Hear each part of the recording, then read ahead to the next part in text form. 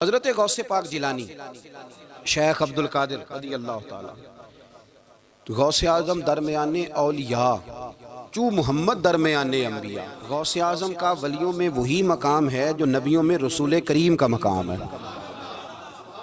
حضرت غوث پاک رضی اللہ تعالیٰ عنہ کو اللہ نے بڑے اعزازات سے نوازا.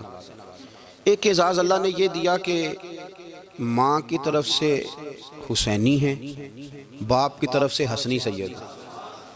نانا بھی اللہ کے ولی، دادا بھی اللہ کے ولی، پھپھی بھی اللہ کی بہت بڑی ولی ہے، بہت بڑی ولی. والد گرامی، آپ نے وہ سیب والا واقعہ تو بڑا ہی سنا ہوا ہے، اس طرف تو میں نہیں جاتا. ماں بھی اللہ کی بہت بڑی ولی ہے. یہ اللہ نا اسباب بناتا ہے، خود ماحول بناتا ہے. آپ کے جو والد گرامی تھے ان کا نام تھا ابو صالح سید موسیٰ جنگی دوست رحمت اللہ علیہ. بادشاہ کہ کچھ سپاہی تھے جو مٹکے اٹھا کے جا رہے تھے، اور مٹکے تھے شراب کے بھرے ہوئے، مٹکے اٹھا کے جا رہے تھے. حضرت سید محمد موسیٰ جنگی دوست رحمت اللہ علیہ بھی قریب سے گزرے. یہ کیا ہے بھائی؟ بدبو سے سمجھ تو گئے. تصدیق کے لیے پوچھا کیا ہے؟ انہوں نے کہا جناب یہ بادشاہ کا سامان لے کے جا رہے ہیں. آپ تو جھنڈے والی گاڑی کو ویسے نہیں نہ پوچھ سکتے، سوال ہی نہیں پیدا ہوتا. آپ چونکہ جمہوری لوگ ہیں، آپ نے تو بس دفتر بنانا ہے. جب الیکشن ہوگا نا اپنے دروازے کے سامنے سارے محلے سے لڑائی لینی ہے کہ ووٹ میرے آ کے دیں. پھر ٹھیک 1.5 مہینے کے بعد سجدہ صاف بھی کر جاتے ہیں، بندہ غلط سی میں نے پتہ ہی نہیں لگا. تو یہ پہلے سوچنا تو تھوڑا سا ایسے ہی بلا وجہ الیکشن تو روز کبھی کبھی آئے گا، تو ہم نے ایک جگہ تو روز رہنا، ایک دوسروں سے جھگڑے کرنا اور معاذ اللہ تعالیٰ غیبتیں کرنا، عزتیں اچھالنا، یہ مسلمان کا شیوا نہیں ہے. حضرت غوث پاک کے والد نے پوچھا کیا لے کے جا رہے؟ بادشاہ کا سامان ہے جی. ہاتھ میں ڈنڈا تھا، 3 مٹکے تھے شراب کے بھرے ہوئے. زور سے ایک ڈنڈا مٹکوں پہ مارا تو مٹکے ان کے سروں پہ ٹوٹ گئے. بادشاہ سلامت، ہم ساری تقریباً بادشاہ سلامت ہوتے ہیں. یہ کسی کی جرت ہے مطلب میرے گھر کے معاملے میں مداخلت کرے؟ اور پھر بادشاہ ہو. لوگوں نے جا کے بڑی غیبتیں کی، بڑی بڑی کہانیاں سنائیں. اس نے تو توڑ دیا جی مٹکے آپ کے، نے کوئی حال نہیں چھوڑا. تو بادشاہ کہنے لگا بلاؤ سید موسیٰ پاک جنگی دوست رحمت اللہ علیہ کو بلا لیا. تو کہنے لگے بادشاہ تمہیں پتا تھا مٹکے کس کے ہیں؟ آپ فرمانے لگے پتا تھا مجھے. کہا کیوں توڑے؟ فرمایا اس لیے توڑے کہ مجھے تیرے اوپر رحم آ گیا تھا، تو اگر شراب پیے گا تو دوزخ میں جلے گا. مجھے رحم آیا تھا، میں نے توڑ ڈالے. تو کہنے لگا آپ کون ہیں؟ تو آپ فرمانے لگے میں محتسب ہوں، میری حساب کتاب لینے کی ڈیوٹی ہے. محتسب ہوں، غلط آدمی کا حساب کروں گا. تو بادشاہ کہنے لگا کس نے ڈیوٹی لگائی آپ کی؟ فرمانے لگے میری ڈیوٹی میرے رب کریم نے لگائی ہے، میری ڈیوٹی اللہ نے لگائی. تأمرون بالمعروف وتنہون عن المنکر، مسلمان کے ذمے ہے اچھائی کا حکم دے گا، برائی سے روکے. یہ ذمہ داری ہے میری، اللہ نے ڈیوٹی لگائی ہے. بادشاہ پہ اتنا روب طاری ہوا کہ کہنے لگا حضور آپ کی بڑی مہربانی، آپ نے یہ کام کیا. کہنے لگا جناب اگر آپ اجازت دیں تو میں بھی آپ کو محتسب نہ بنا دوں، آپ میرے وزیر بن جائیں، کوئی بندہ اس طرح کا کام کرے تو اسے روکیں. تو آپ فرمانے لگے نہیں، تو اپنی نوکری سنبھال کے رکھ، جس سے اللہ ڈیوٹی پہ لگائے اسے پھر بندوں کی ڈیوٹیاں نہیں کرنی چاہیے. یہ اعزاز اللہ نے انہیں دیا، یہ شان رب کریم نے عطا فرمائی.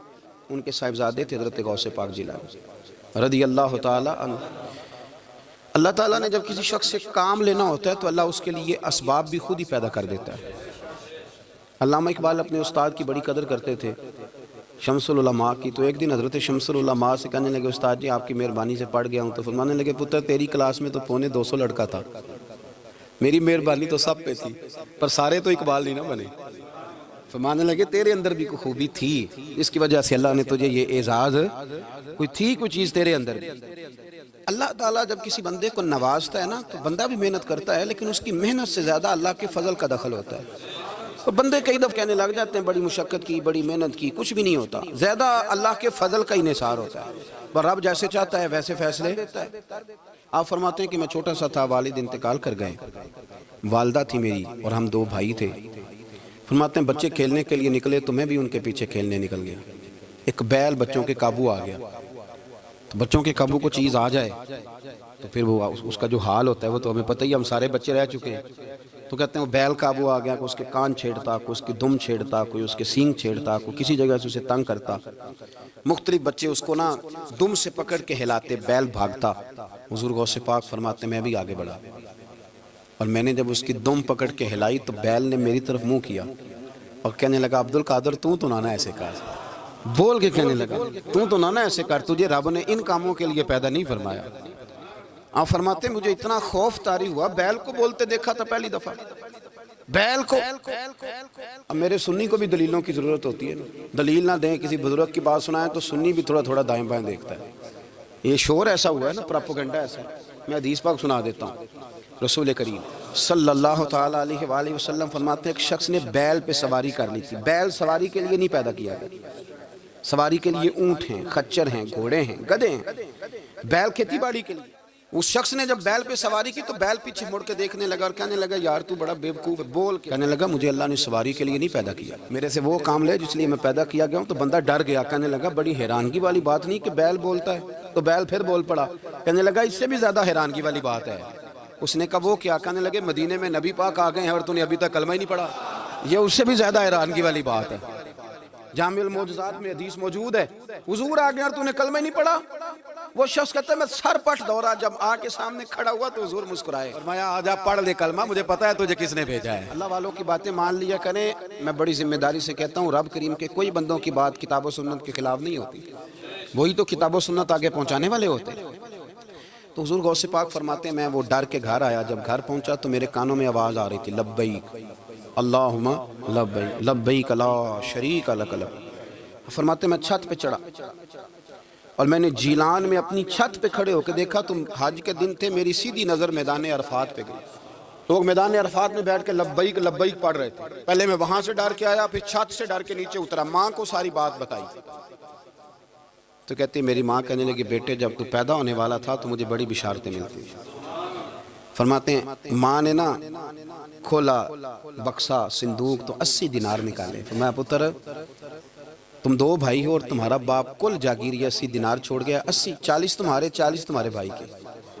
فرمایا بیٹا ایک بات کا خیال رکھنا، میں عورت ہوں، تمہارا باپ کوئی نہیں، بھائی چھوٹا ہے، میں پیچھے نہیں آ سکتا، یہ 40 دینار لے جا اور جا بغداد چلا جا کے تعلیم حاصل کر، بیٹے میں پہنچ نہیں سکتی، خیال رکھنا۔ غوث پاک فرماتے ہیں 12 سال میں نے تعلیم حاصل کی یارو، میں نے پتے بھی کھائے، اور خود آپ کا فرمان موجود ہے، فرماتے ہیں ایسی سختیاں بھی دیکھیں، ایسی سختیاں بھی دیکھیں کہ پتھروں اور پہاڑوں پہ گزرتی تو شاید پگھل جاتے، لیکن میں نے اپنے نبی کا دین پڑھا۔ اب تو پیر کے گھر میں جو پیدا ہوتا ہے وہ علم لدنی والا ہوتا ہے، کہتے ہیں سب دا پتر ہے، او خدا کے بندے صبر کر۔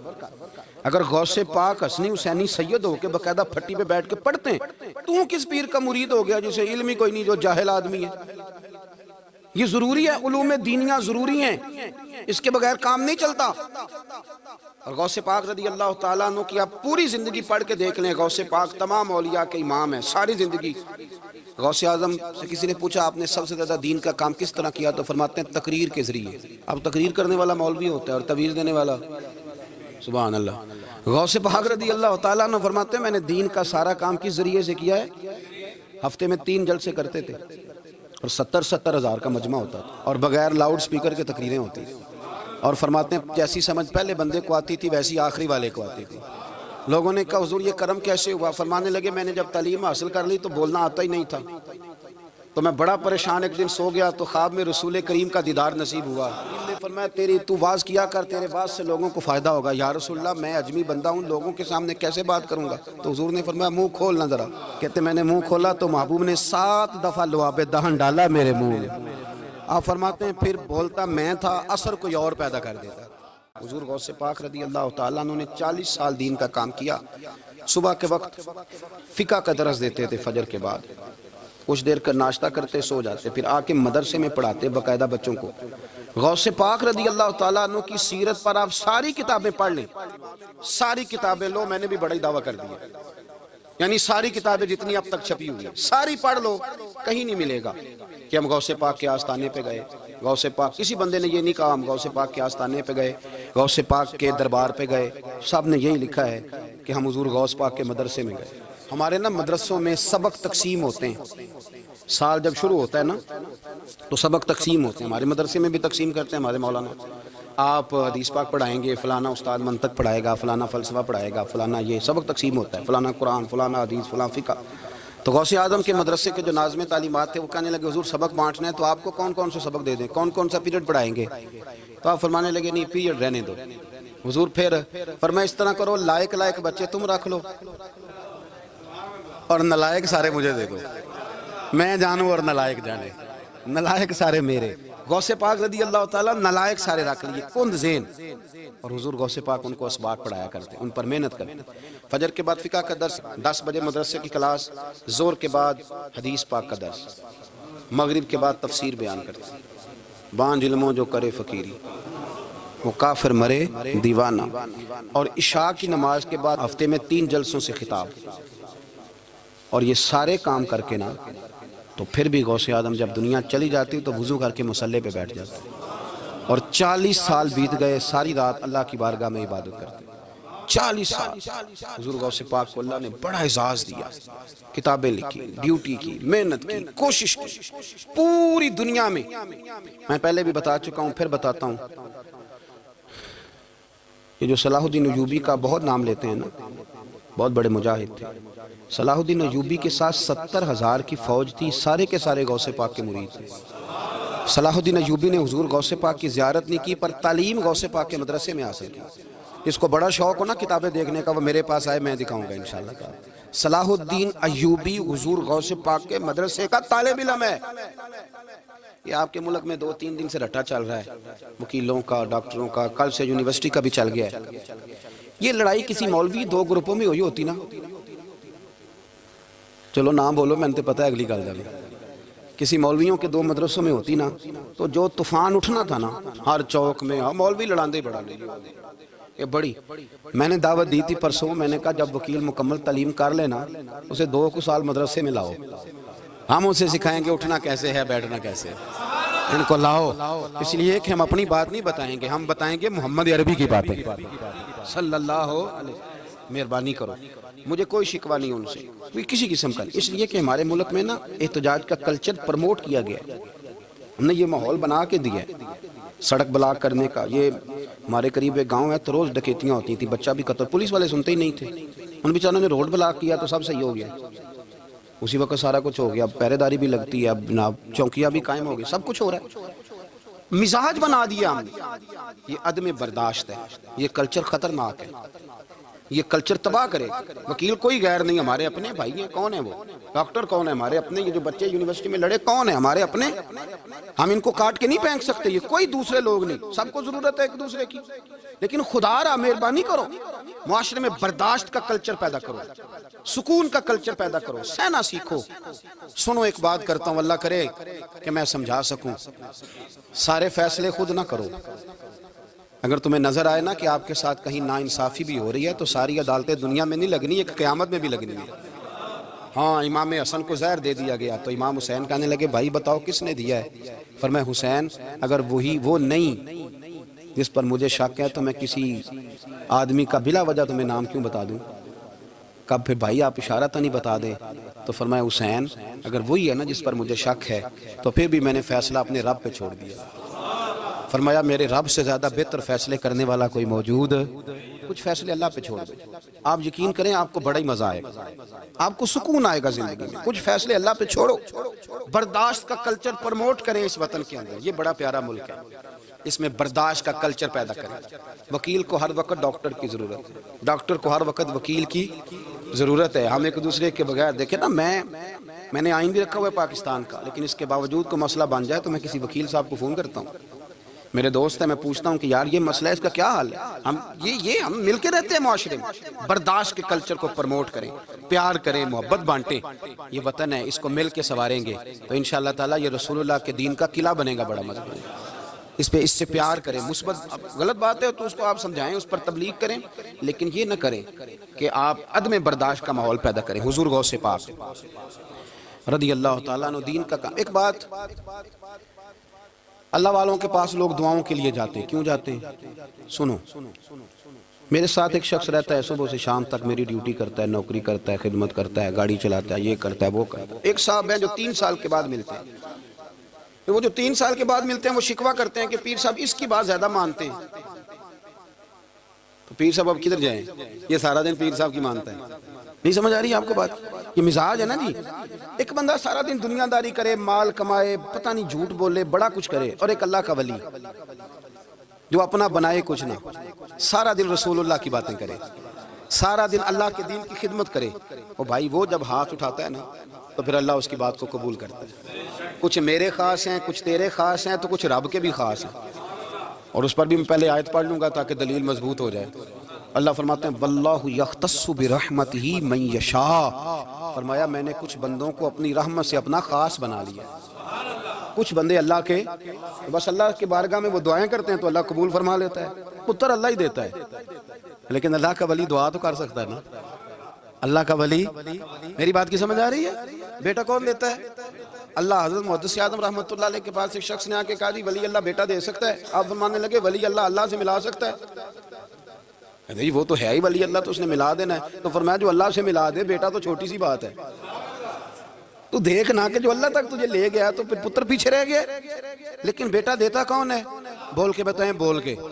اللہ دیتا ہے۔ دعا کون کرتا ہے؟ اللہ کا ولی دعا کر دیتا ہے۔ بی بی آ گئی روتی ہوئی غوث پاک کے پاس، کہنے لگی 6 بیٹیاں ہیں۔ خامد اور سسر کہتے ہیں کہ 7ویں بھی بیٹی ہوئی تو طلاق دے دیں گے۔ تھوڑا سا اگر بندہ مالدار بھی ہو تو پھر وہ ہمارا دماغ جہاں مرضی چلتا ہے نا جی۔ یہ جہالت آج بھی بہت ساری جگہوں پہ پائی جاتی ہے۔ تہذیب سکھاتی ہے جینے کا سلیقہ، تعلیم سے جاہل کی جہالت نہیں جاتی۔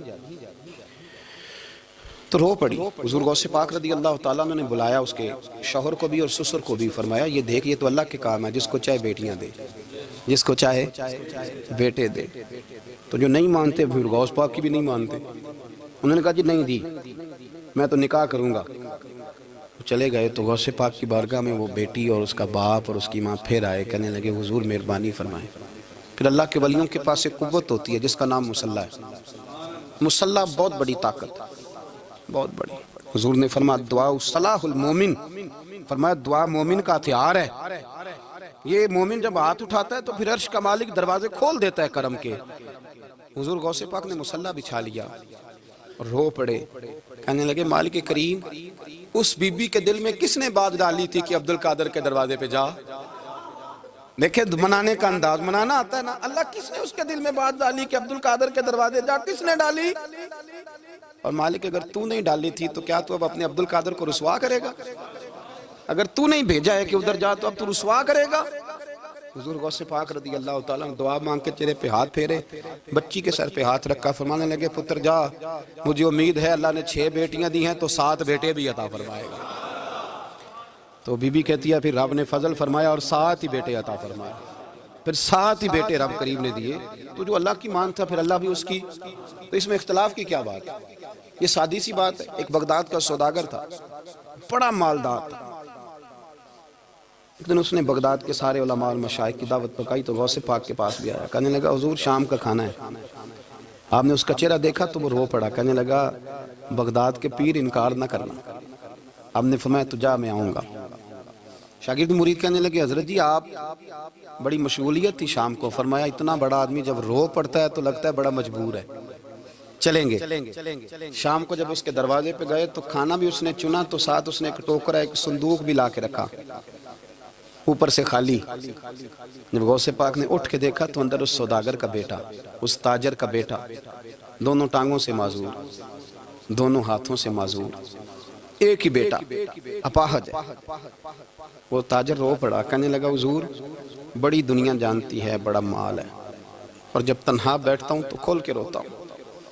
وہ بے نیاز ہے نا، ساری زندگی کے بعد ایک بیٹا دیا تو وہ بھی اپاہج ہے۔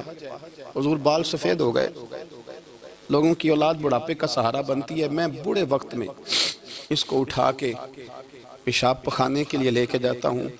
بغداد کے عبد القادر سنا ہے جب تو دعا مانگتا ہے تو رب قبول فرما لیتا ہے، تو مہربانی فرما اگر میرا پتر ٹھیک ہو جائے، میرا زور کوئی نہیں، مالک بے نیاز ہی بڑا ہے، اگر مہربانی ہو جائے۔